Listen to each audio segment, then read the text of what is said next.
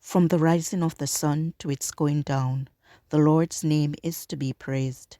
Let us open our hearts to his presence and listen for his voice in the stillness of this evening hour. Our evening sacrifice, the Desire of Ages, chapter 47, Ministry, July 5th. Sing the wondrous love of Jesus, sing his mercy and his grace. In the mansions bright and blessed, he'll prepare for us a place.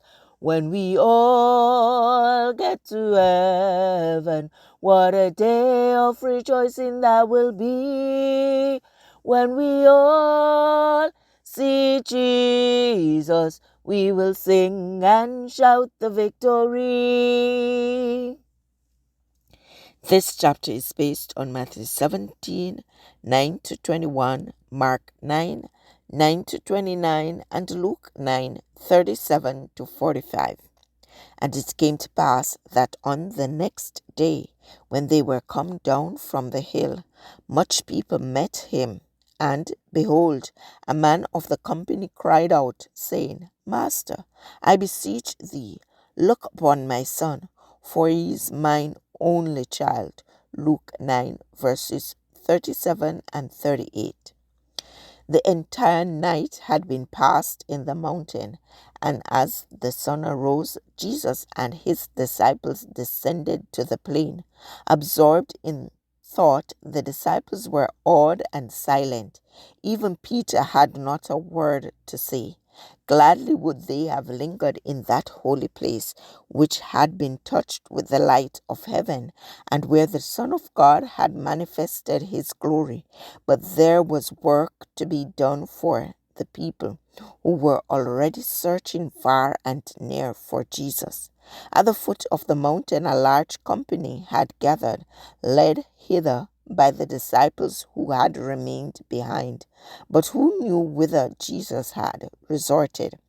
As the Savior drew near, he charged his 3 companions to keep silence concerning what they had witnessed, saying, Tell the vision to no man, until the Son of Man be risen again from the dead. The revelation made to the disciples was to be pondered in their own hearts, not to be published abroad.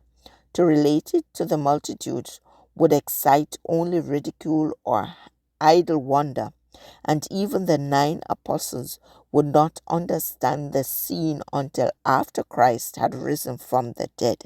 How slow of comprehension even the 3 favored disciples were is seen in the fact that notwithstanding all that Christ had said of what was before him, they queried among themselves what the rising from the dead should mean. Yet they asked no explanation from Jesus. His words in regard to the future had filled them with sorrow. They sought no further revelation concerning that which they were fain to believe might never come to pass. As the people on the plain caught sight of Jesus, they ran to meet him, greeting him with the expressions of reverence and joy. Yet his quick eye discerned that they were in great perplexity. The disciples appeared troubled. A circumstance had just occurred that had caused them bitter disappointment and humiliation.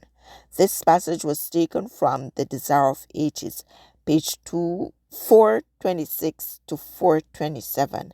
Pacific Press Publishing Association, copyright 2005, or Evening Sacrifice, July 5th.